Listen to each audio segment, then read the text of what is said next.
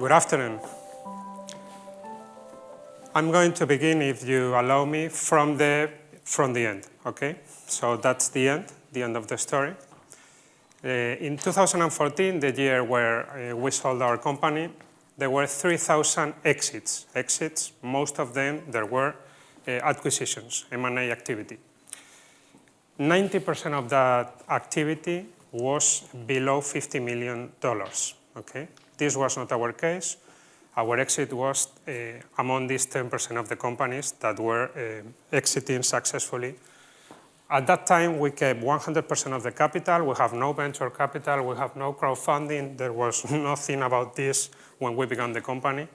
And the 5 shareholders, we were keeping all the capital, okay?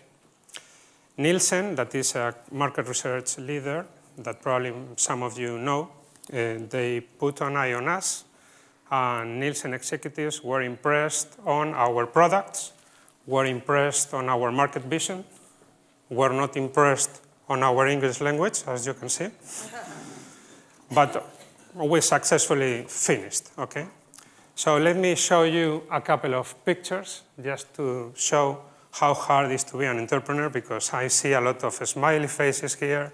Everything is pink, but it's not that case. So the picture on the left is me, as you see, and my shareholders. When I was 25, I decided to jump into the startup business. Obviously, it was 1997. The word startup doesn't even mean anything, okay? And I did it with my friend Carlos from university. He was my classmate, and 2 of his brothers. They were telecommunication engineers. So that was the beginning. So 2 business people, Spanish business people, and 2 telecommunication engineers with little money, little experience, no contacts. What could possibly go wrong? Almost everything, okay? So it was very simple. The business, what we detected, it was that most companies were investing more and more in shopper marketing, in trade marketing at the point of sale, and were investing less, a little bit less, in advertising. So we saw this, but nobody apparently saw this at that moment. But we decided we have no experience. So we really, Carlos and me, decided to work for other companies, for multinational companies. I was lucky, I worked for L'Oreal, the cosmetic company. My mom was she was using all these products. Carlos was working for Kimberly-Clark, the toilet paper company. He was not so lucky, but he used the product every day. That's the point. And at the end, in 2014, we signed our SPA agreement, exhausted, and after 45 days of due diligence, hard days of due diligence, and that's the phase between satisfaction and being very tired, in fact. But I'm not here to talk about the exit. I'm here to talk about what I feel that is important when you are an entrepreneur, okay? And it's something that is not in the valuation of the company. It's something that I think that Nielsen didn't take into account in the valuation of the company. So if I have to choose one thing, because Julie said to me, you have only 10 minutes. So the competence that I would choose is determination, okay? There are also any other things that an entrepreneur has to have, but determination is key, okay? After determination, you need to talk about growth. This is a natural evidence, okay? It's the same, I'm sorry because it's the same picture more or less, but it's a natural evidence and we use this, it's physical. The only sign of life is growth.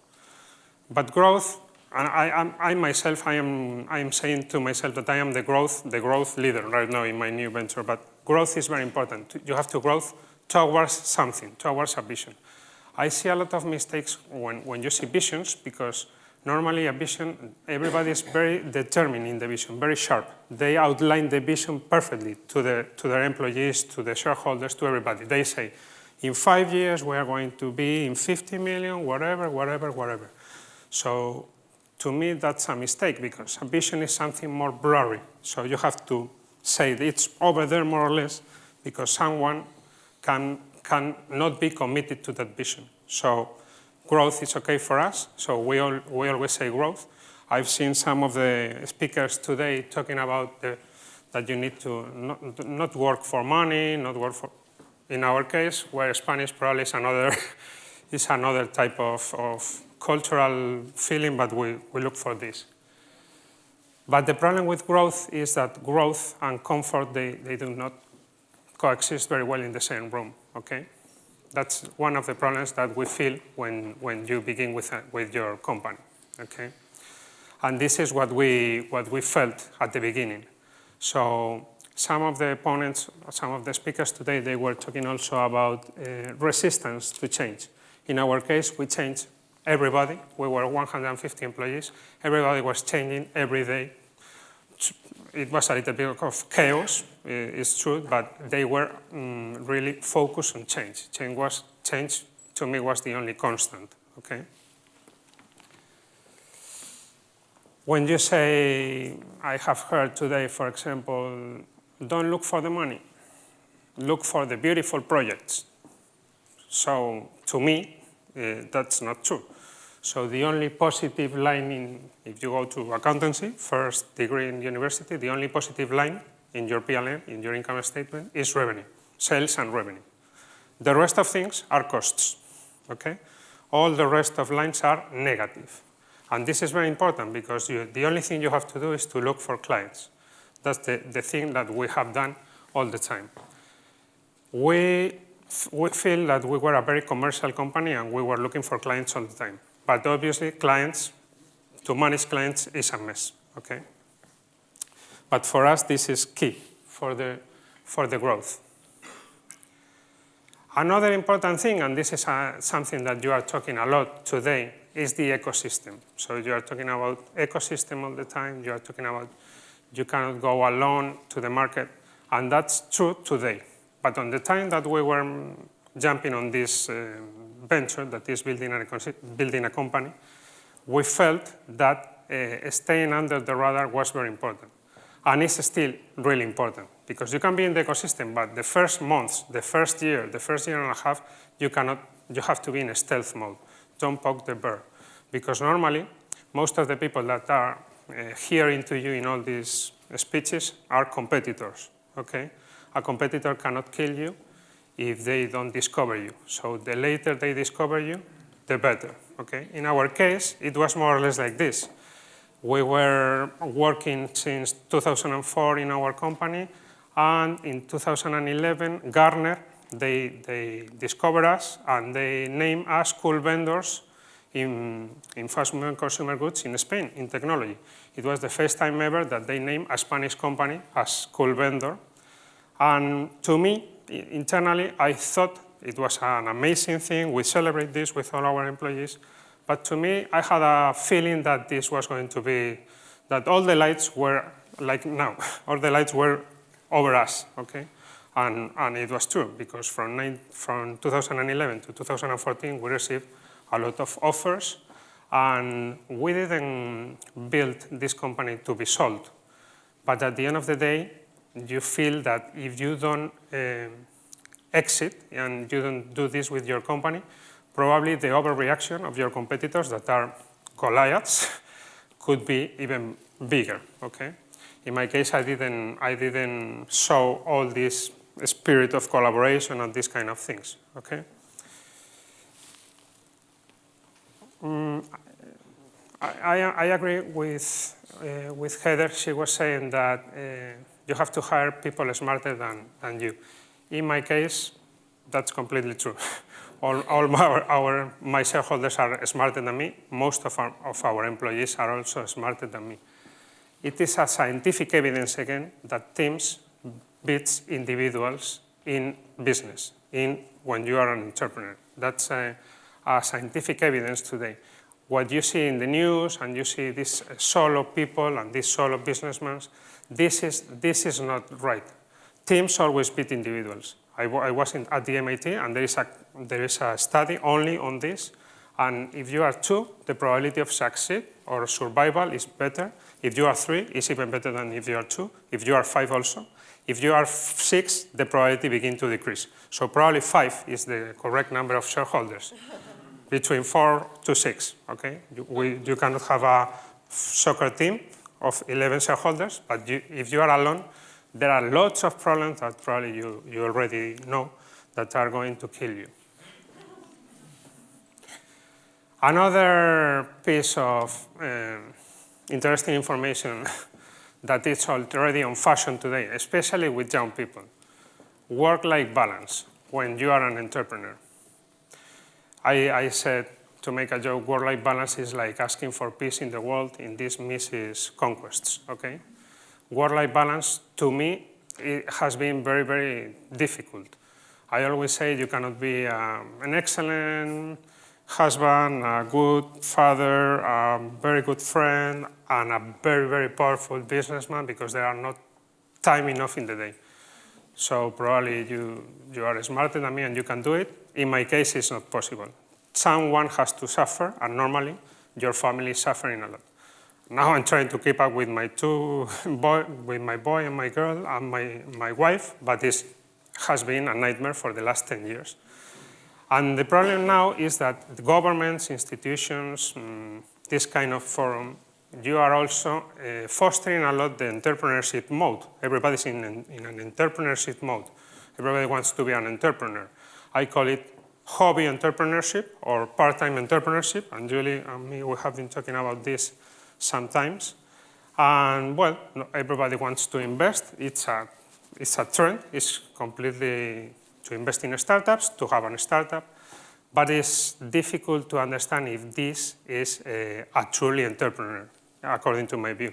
You have to look to yourself and to see if you have this determination to be 10 years or 20 years really doing this hard work. If you open in Mexico and your general manager is stealing you money, and what are you going to do? Are you going to go there to spend 1 month in Mexico to cover that position until you have another one? Are you going to do these kind of things? Someone is going to suffer. So work-life balance is another thing that we are not talking enough. Being entrepreneurs is really hard. And the last thing I have to say, because I have 5 seconds more, is that it's all about the journey, and believe me, it's all about the journey. It's irrelevant, the destination. It doesn't matter if you sell the company, if you go bankruptcy, and if you do other things. It's all about the journey.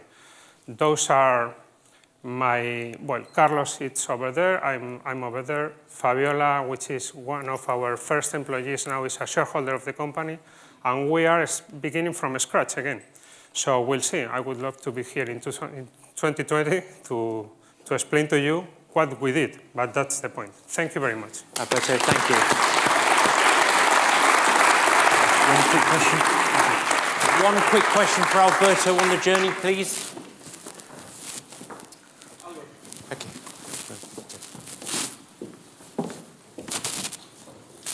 Brilliant session, thank you. Just one question. If there was only one thing you could do differently, what it would be? On just one thing. What I learned today is that we need to put more women in my founding team, so this will multiply times 2 or times 3.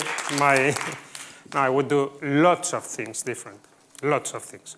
But only one thing. I think the speed to market we had, the ambition we have when you are not an native English speaking person is very, very little. I think that if we were born in the States, our company would have been, 10 times bigger.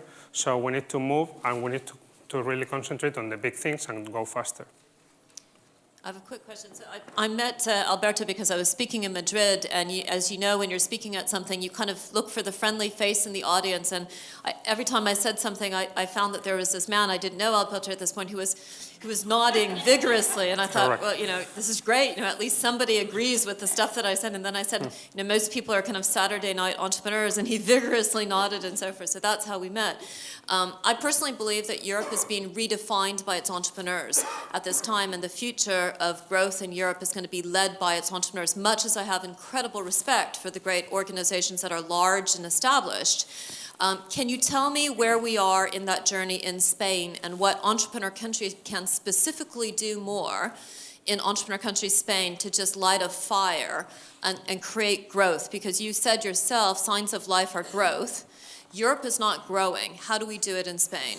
Well, two things about this. I think, Julie, that we are transitioning from the era of capitalism to the era of talentism, okay? So everybody wants to work on their own. Everybody wants to have a company. Everybody wants to get their own money. They have mini jobs. They have a lot of things.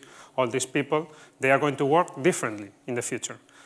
What I don't see really clear is that if those people are going to be entrepreneurs, they are going to have employees, they are going to pay salaries, they are going to pay taxes. I don't see very clear this, because all these Generation Z, millennials, all these people, they have a balance between working and having fun and enjoying life that I don't really see that an entrepreneur needs to do. This is first thing. Second thing, in Spain, for sure, if someone is criticizing Spain, for sure, he's Spanish, for sure.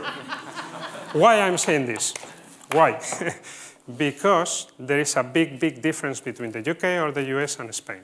In Spain, there was, I think 1 year ago, they made a survey. They made a survey among students in university in the south of Spain, Andalusia, okay? So where everybody has a home, here in the UK. So in Andalusia, they made a survey. 70% of young people wanted to be civil servants, wanted to work for the administration. If you make this the same survey, if you make this in the States, or in Silicon Valley in California, or even here in London, probably 70%, I don't know the number, wants to be an entrepreneur and knows that it is hard. So for us in Spain, we need a long time to change all these things, because we are scratching the surface. We are putting money, okay, doesn't matter. We are putting at university these targets, but we need to change culturally a lot of things.